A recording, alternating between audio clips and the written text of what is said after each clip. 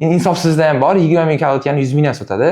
Endi primerni olamiz. 60 minglikdan to 150 minglik kaloritgani bor, o'sha chollaga o'xshab haydaganlar qo'ysa bo'ladi.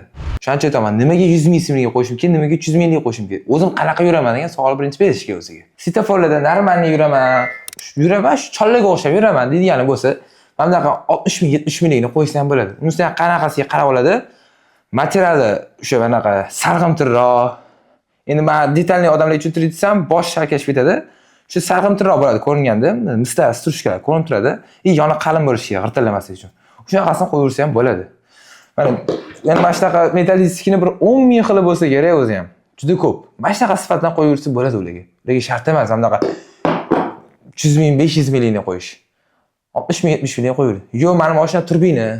Men ko'tim qichib qoladi svetoforlarda. Surib mana shunaqa to'xtab yuraman desa, mana bunaqa sport qo'ymasa bo'lmaydi. Bizning yashil korobkaligimiz ham bor, u ham to'g'ri kelmaydi. Nimaga?